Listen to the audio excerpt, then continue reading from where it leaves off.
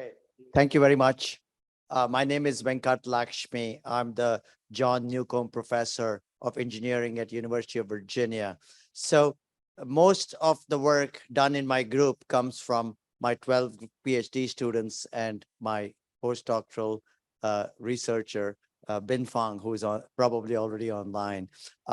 But this talk on precipitation and understanding how GPM and other things characterize precipitation. And I'm not going to limit myself to just satellite. I'm also going to do rain gauge and radar to talk about how GPM and other things, other instruments characterize precipitation. Uh, we have to realize that there are experts at NASA, and the slides which follow are exclusively from those experts. I've tried to keep their affiliations on their slides. The first many slides are from uh, uh, George Huffman at NASA Goddard. He's the chief of the mesoscale uh, sciences branch at NASA Goddard, and he's also the GPM project scientist. There are also slides from Gail Jackson and as well as Chris Komarov. Next slide, please. So precipitation. So it's so important because it's the largest principal component in land surface hydrology.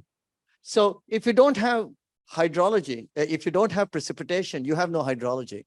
So many times when it's raining outside, I tell my friends and colleagues that rain is not a four-letter word, but it's job security. Because if you don't have any rain, you don't have any hydrology. So if you look at publications, you don't see too many publications on hydrology in Saudi Arabia. So there's no rain there. And measurement of precipitation is impossible. It's not difficult, it's impossible. Because it could be raining in your house and not in your friend's house. It could be raining for 5 minutes and then stop and start raining again. So anybody who says they know how to characterize precipitation is lying. So referring to gauge observations as ground truth, this is an old terminology, ground truth. There is no truth. If you think gauge observations are ground truth, you are completely mistaken. So please stop referring to as ground truth. And quoting one of my favorite actors, Jack Nicholson, in A Few Good Men. I do not know how many of you have seen Few Good Men. Truth. You can't handle the truth. There is no truth. There is no truth in precipitation. It's really difficult to characterize. So the only thing in surface hydrology which has true characterization is stream flow. Anything else is wrong. Rainfall is wrong. It's at a point. ET is wrong. It's at a point. Level of water in the aquifer is wrong. It's just at one point. And aquifer water level is so variable. The only thing true in hydrology is stream flow. And it depends on how accurately you measure it. And most places in the world, stream flow has been measured by even pre-civilizations for about a couple thousand years. So stream flow we have. Everything else is not. And one of the things you should always remember is that precipitation is an input to models that simulate stream flow. So precipitation becomes really important.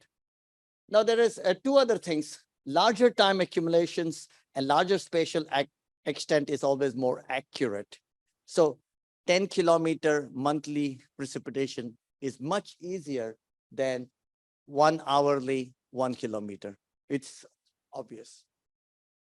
And also, if you look for 100 years, total precipitation in a river basin equal to total stream flow. Very simple number. For 10 years, maybe. 1 year, probably more difficult because there's infiltration, recharge, and changes in groundwater. But over 100 years, total precipitation has to become equal to total stream flow. Next slide, please. So I'm going to go into the first part of the talk, or all the talk, basically. So this is all slides from George Huffman at NASA Goddard, and the other names of people are all written out there. People who have contributed to satellite characterization of precipitation. Next slide, please. Okay, so rain It's easy to measure, hard to analyze. The same kind of stuff which I just told you right now. So rain is generated on a micro scale. If you think of how rainfall is generated, it's not very straightforward. And the correlation distance and time is very short. So it's not very highly correlated. And point values only represent small areas or short time. So if you think of it, using a rain gauge is actually not at all accurate for rainfall. It's completely inaccurate for rainfall. Okay. And only a finite number of sample causes problems, because if you take all the rain gauges in the world, it's not more than let's say, let me make up a number, 100,000, and that's not enough. So it's just not enough. Next slide, please. So this is an example of July 1994. It's a monthly rainfall for the area of Washington, D.C. And all of these these contours show you different accumulations of rain. I think it's the rain is in inches in this one. And you can see that there is no correlation between locations. And there is a spatial scale over here somewhere, or maybe it's got erased, but there is, yeah, right here. This is 6 miles. This much is 6 miles. So if you go from one neighborhood to the other, not only is the rainfall different on an instantaneous basis, but it's also different, highly different on a monthly accumulation basis. Makes it very difficult. Rainfall is really difficult. And then to understand that we are going from the most difficult one in hydrology to do all these simulations. Next slide, please. So every way we measure or observe precipitation, we have errors. Rain gauge, there's wind losses. Rain is falling straight down and there's some wind and it goes away. So then you can't capture the rain with your rain gauge. There's splashing. Sometimes if you have the rain gauge filling up, it splashes over. So you lost that accumulation. Evaporation from rain gauges before it records. Side wetting. Sometimes the rainfall could hit the rain gauge on the side, and that's called side wetting. It does not account for that. And then, of course, whenever we use rain gauges, we always interpolate, and interpolation is all fraught with error. There are also errors in radar, satellite, and numerical prediction models. In the radar, the raindrop population equations, it's not very easy to characterize population in the beam of the radar. There's anomalous propagation, false echoes, blockage by surface features, and of course, the side lobes, which contribute to a lot of errors. In the satellite, there are errors due to retrieval, there are errors due to beam filling, and then of course, time sampling always has a lot of errors. Numerical prediction models, the models which are used to predict the precipitation for tomorrow or day after tomorrow, they have computational approximations because it's very difficult to solve the full-blown equations. They always approximate the equations before they solve them. They also have initialization errors, exactly trying to initialize the space and the time is not an easy task. And there are others in other parts of computation. Next slide, please. All right, let's go to the simplest one, rain gauge. So this is right out of the weather.gov website. This is how a rain gauge looks like. It's called SRG, standard rain gauge. It's 11-inch plastic or whatever metal a cylinder where you collect the rainfall. You try to place it far away from. There's all rules about where you can place a rain gauge. You can't just place it underneath your window because that would be wrong. So, okay, next slide, please. Okay, so in United States, there's a lot of rain gauges, and people don't realize that there's a lot of rain gauges. It's not just National Weather Service. It is other agencies as well. There are a lot of fire programs which have rain gauges. USGS has lots of rain gauges. The Army Corps has 1,600 plus rain gauges. National Weather Service actually does not have that many. It only has 200. And there are many other agencies. This is not counting the state agencies. The state of Virginia may have 100 rain gauges, state of Washington, the state of Oregon, all of them have rain gauges. And uh, many of these states now are trying to develop something called a mesonet. Uh, Maryland just launched a mesonet. They're all fashioned after the one which started in Oklahoma in the late 80s and early 1990s, called the Oklahoma mesonet. That is the gold standard of all mesonets. So there's a lot of other rain gauges. The spatial resolution of a rain gauge, as I said, is just a point measurement. So it's not going to be extrapolatable. You can interpolate between rain gauges, but it is not accurate. Next slide, please. Okay, so if you look at a rain gauge, and this is a rain gauge run by USGS in Sarasota, Florida, and this is long time ago. You can see this, and it's very easy to look at the web and get data from rain gauge, especially in United States. It's all free data, very easily available. The latency of the data is but a few hours in most of these places. So you can just go in and pull down the rainfall data. Next slide, please. So this is Jeff McCollum. I think he was at the National Weather Service. Jeff took a couple of rain gauges. This is, I think, somewhere in Texas, if I'm not mistaken, and plotted the rain gauges, rain rate, interpolating for the rain gauges every 5 minutes, rain rate in millimeters per hour. So you can see the rain moving across the gauges for this thing. But it's a luxury. It's very difficult to get so many rain gauges in an area. And most likely, this was an experimental area where they had a lot of rain gauges. Next slide, please. Radar, weather radar. Next slide, please. So in the late 1980s and early 1990s, the United States started investing in something called a Doppler radar. So the Doppler radar is interesting because it does not only give you rainfall amount, but it also allows to capture direction. It's just like a radar detector of a police car who can tell you how fast you're driving. So this is a Doppler radar. It's the next generation weather radar system called NEXRAD. And right now, I checked this morning, there's 160 of them in United States. Its range is about 250 nautical miles, about 250 miles. And they have dual polarization, H and V pole, send and receive. So it's very accurate and very good. And it also helps to detect frozen precipitation. Very important because in many parts of United States, especially in the winter time and in high altitudes, frozen precipitation is a real cause of concern.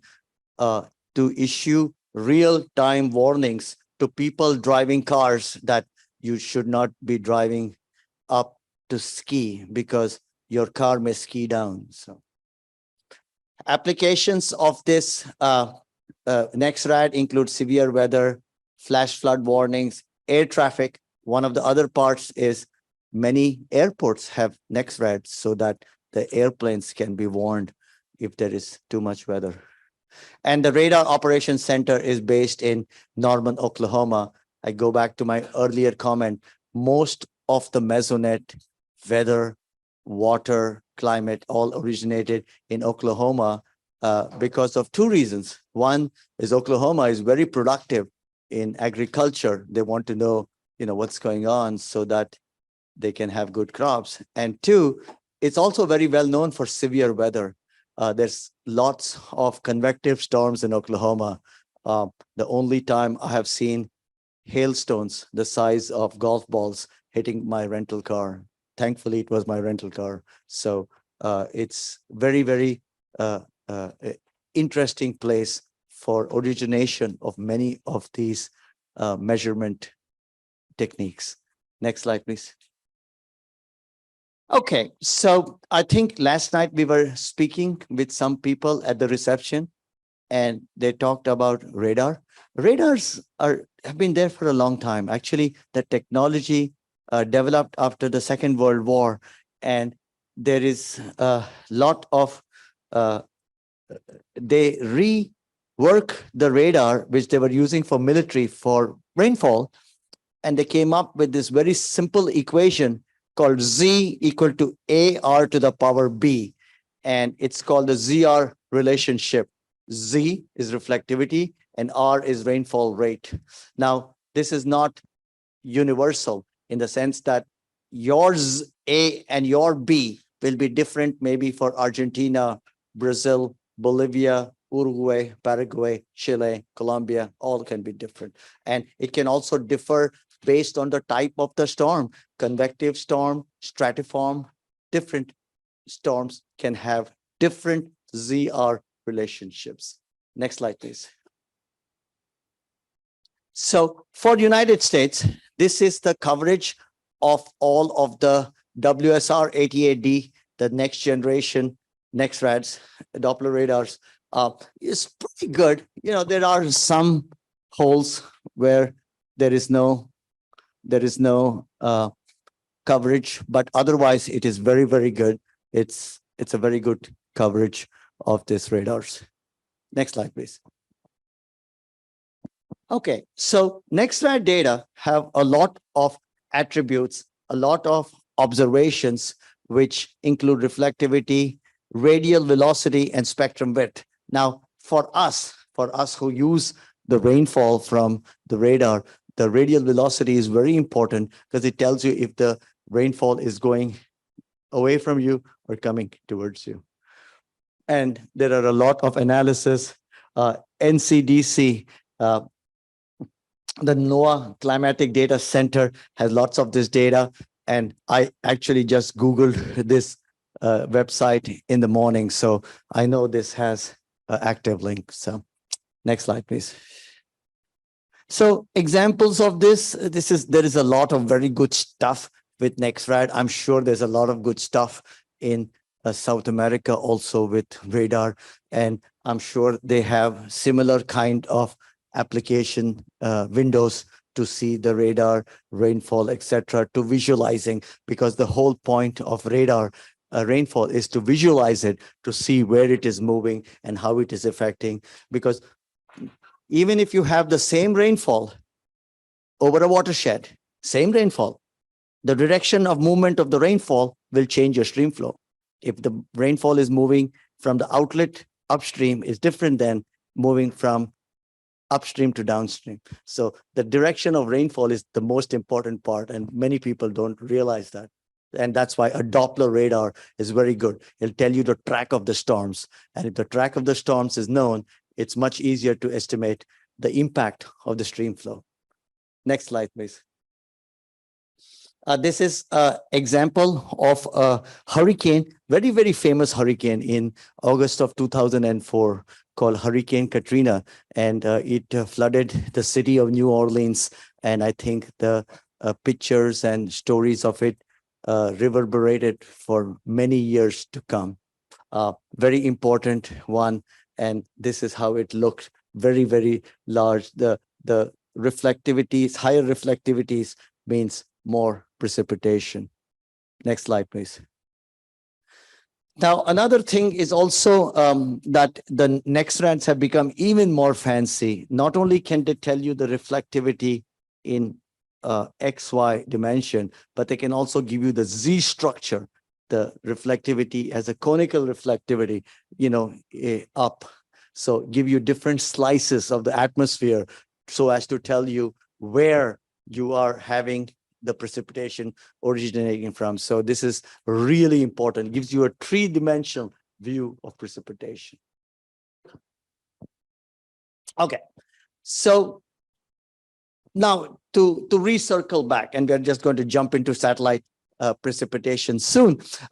Microwave imagers, good instantaneous results. Uh, Infrared is good sampling because microwave has lower spatial resolution. Infrared has higher spatial resolution.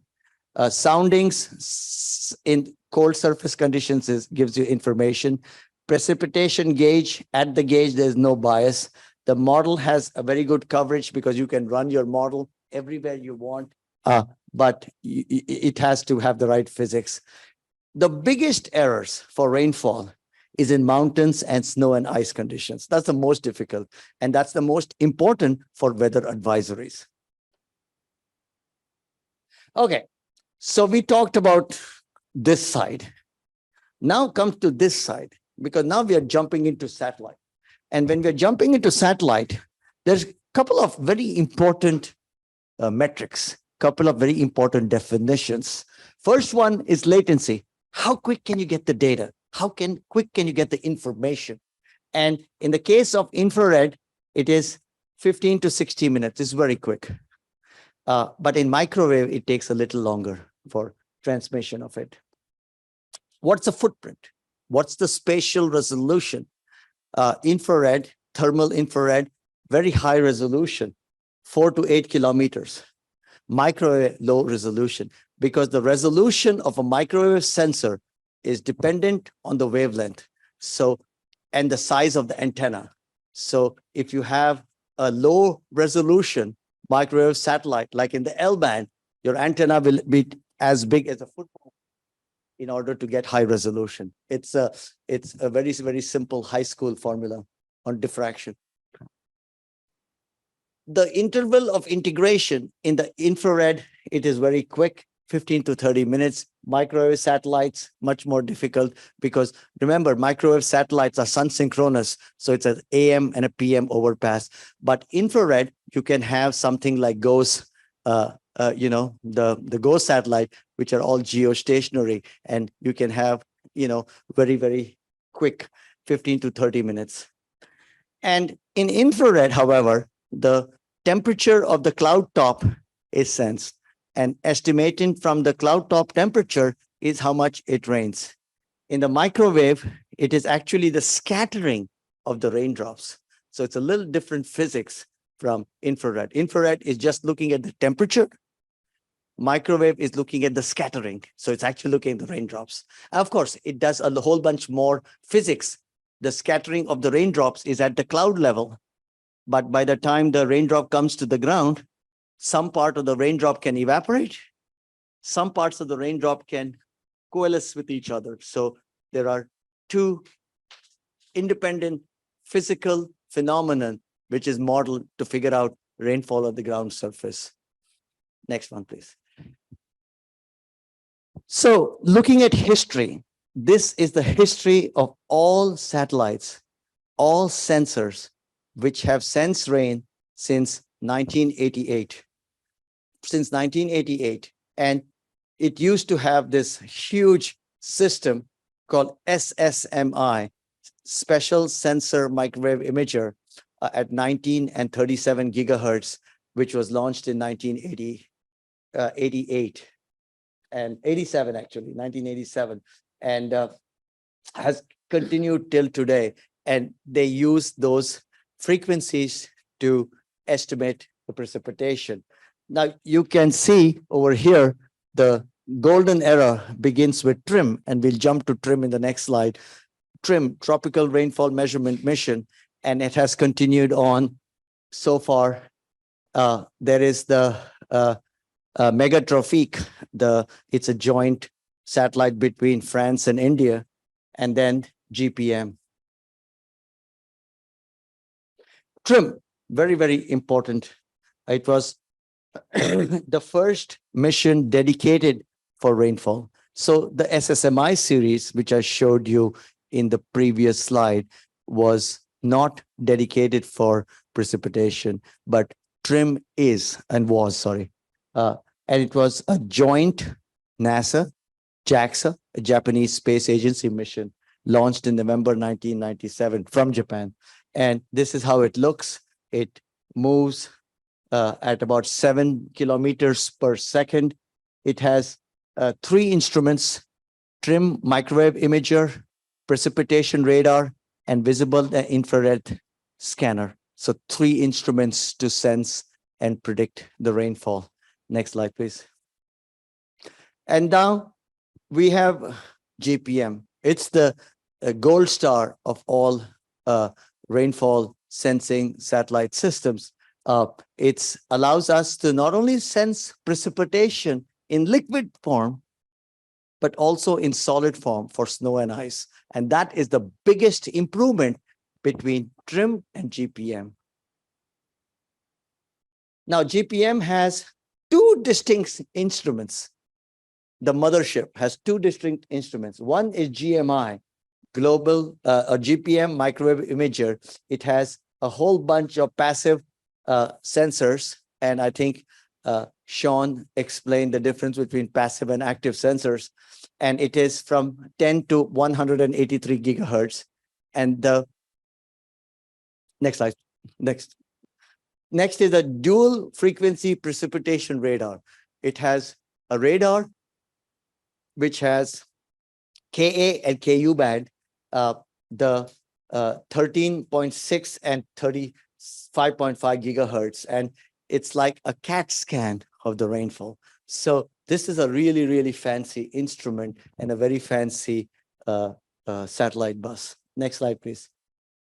So this is all the details you can find on GPM, thanks to George Huffman and Gail Jackson. It has a very nice track record. It was launched in 2014. They thought it would last for 5 years, but it's still going strong. Supposedly had only 5 years of fuel, but it's still keeping on giving us observations, which is really, really meaningful. It has these 2 radar channels, Ku and Ka, and then it has all these frequencies in the passive radiometer from 10 to 183. It's very, very high resolution. It's 5-kilometer footprints for the radiometer as well as the radar. And in the radiometer, it also has a 250 vertical resolution. So as I said, CAT scan of the atmosphere. Next slide, please. So this is another cartoon. Keep clicking. So this is how it looks like. Ice scattering, rain scattering, all kinds of stuff it can see. And then the emission is one way. The radar is bouncing the waves off from the sensor, and the emission keeps on going from the ground. And this is all kinds of absorptions and emissions and scattering, which happens. Next slide, please.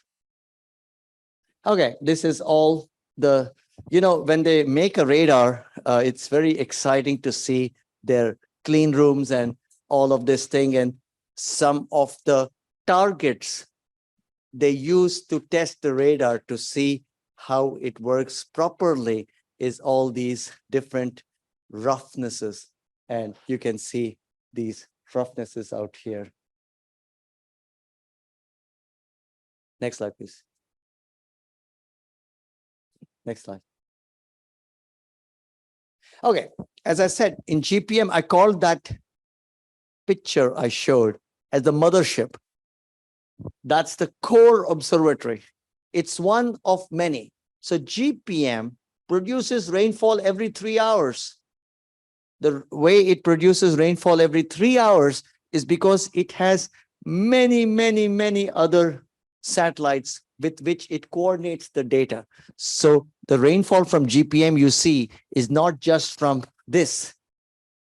It is from all of them put together, and a very complicated code, as I will show you in the next few slides, and how it moves forward. So keep clicking because,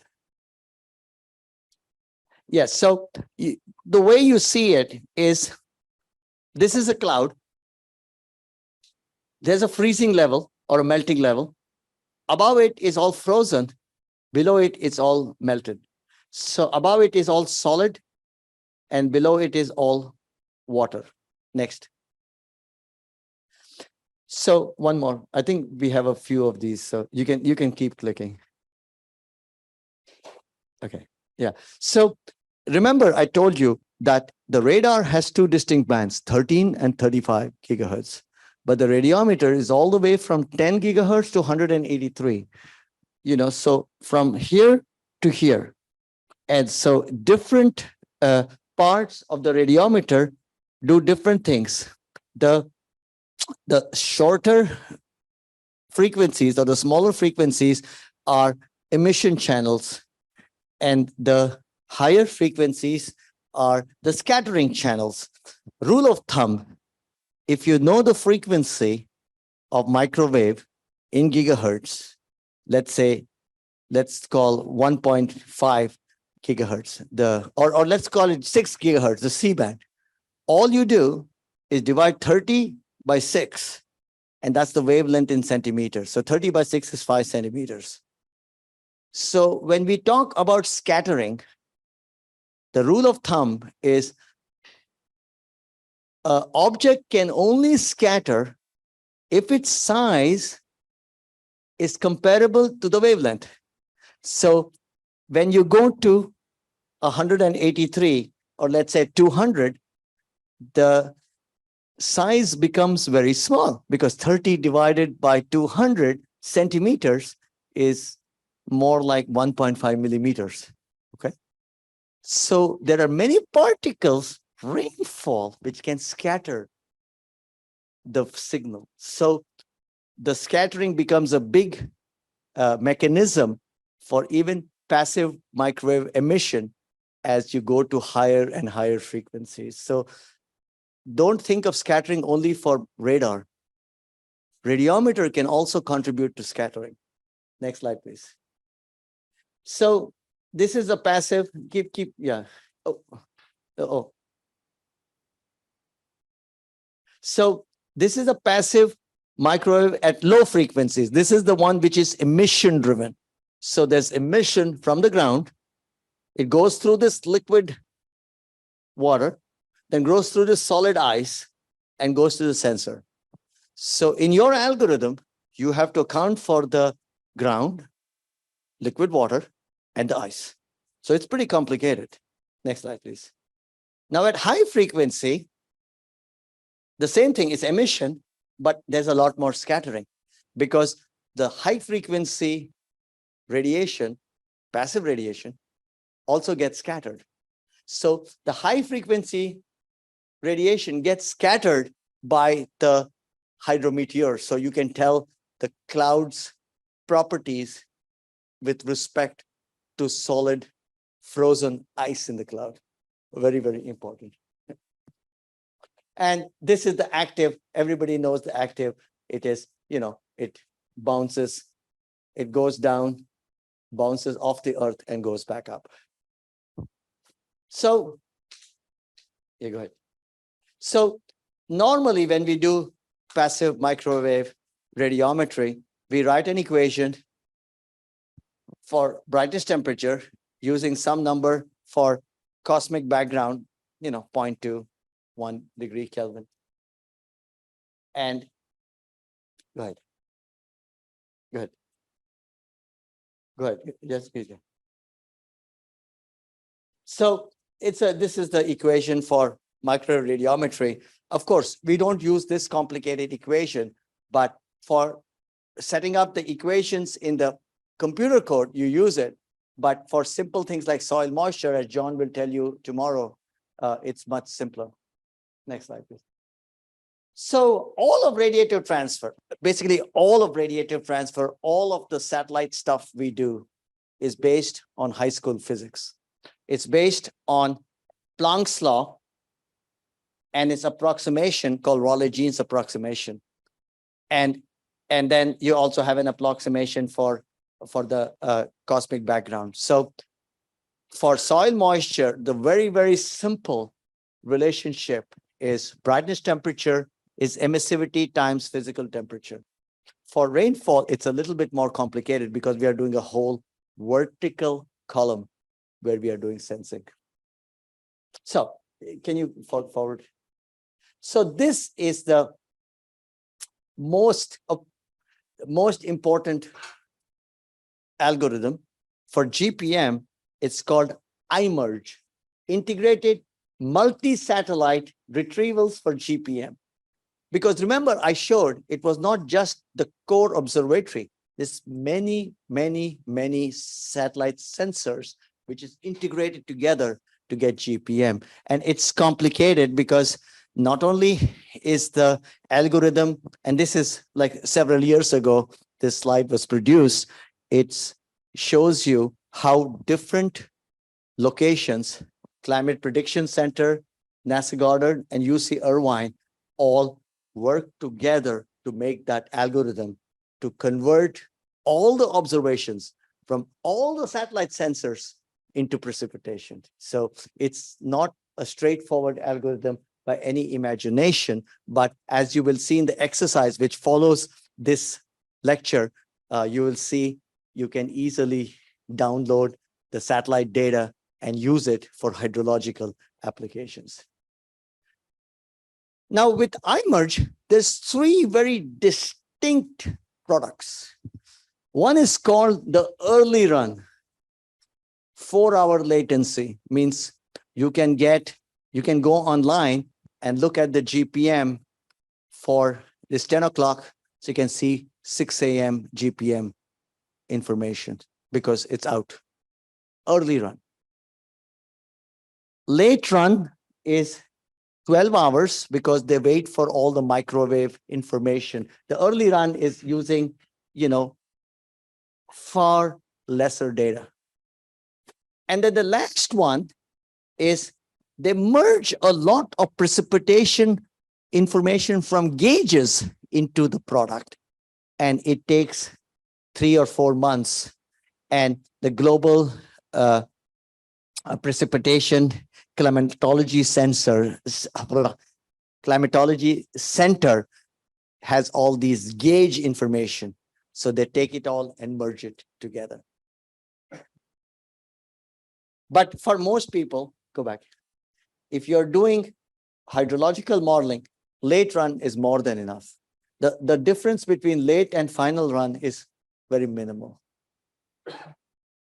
So you'll say, okay, so what is the difference? So this is for the ocean.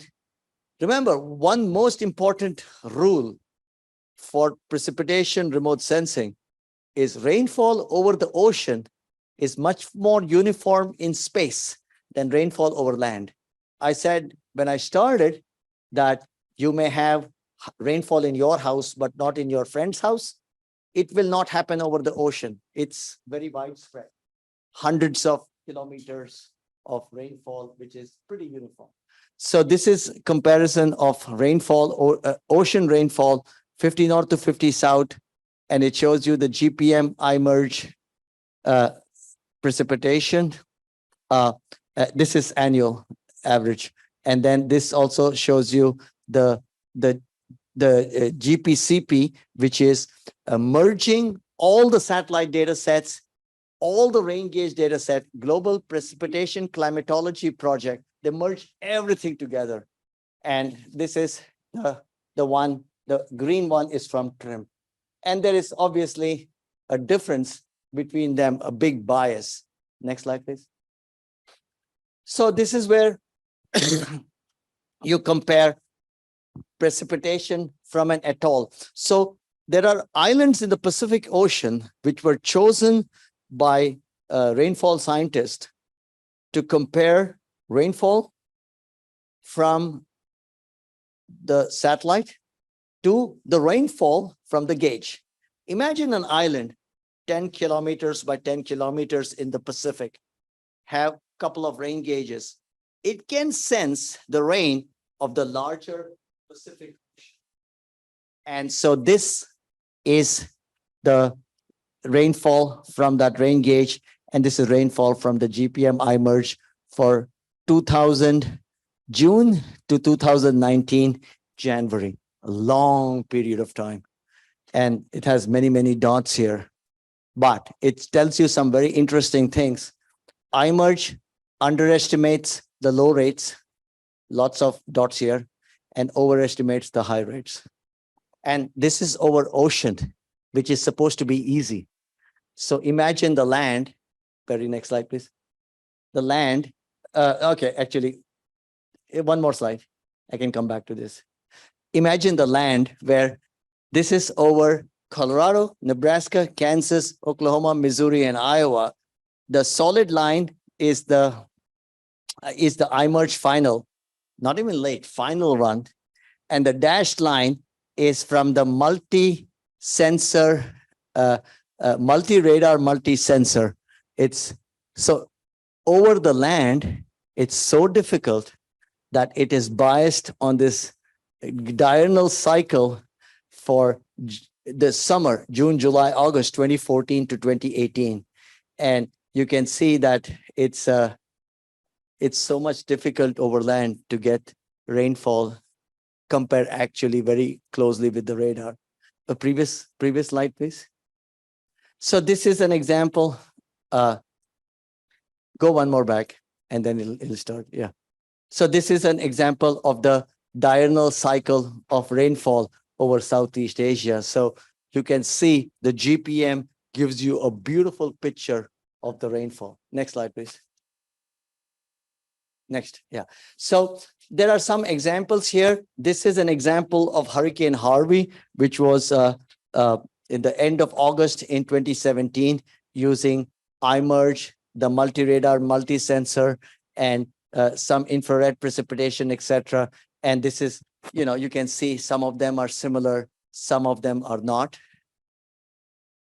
And then this is comparison of them with sensors, different algorithms, different things. And so there is so many precipitation products. Sometimes the one you have to use has to be something you are comfortable with and which you have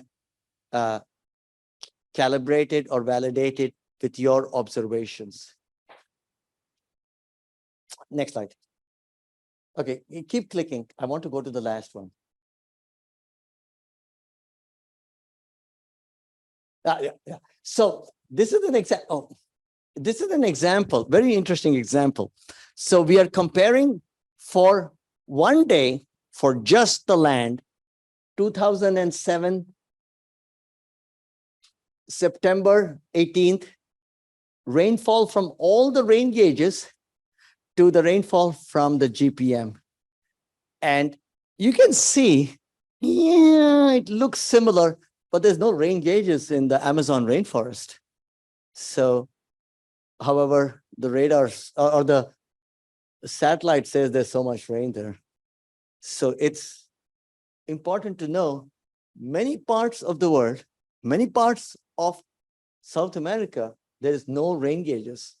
So you have to believe in the radar if it's there, or the satellite data. That's the only source of data. Next. So there's more examples. This is from Chris Kumarov at Colorado State. If you look at these three, 1998 to 2006, you can see for global rainfall averaged over that time, it all looks similar. You can see the ITCZ, you can see the rain over the rainforests. Looks similar. So at least the satellite is producing rainfall, which is okay.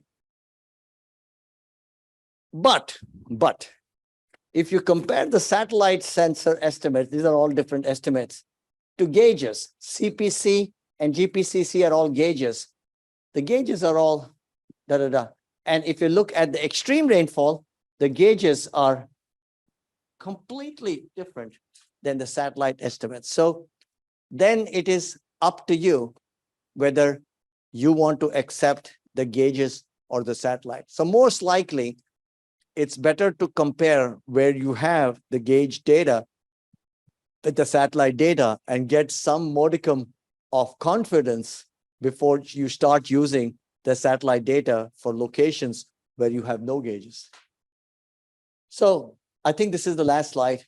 Final closing words. I couldn't have said it any better than Chris. So microwaves are superior to visible infrared for instantaneous rain, because microwave is giving you scattering and emission. Infrared is just taking the cloud top temperature and converting it to rainfall. And then you have some other caveats, but products using gauge adjustment. So you can always use these products and use and merge gauge data sets. And, thank you very much.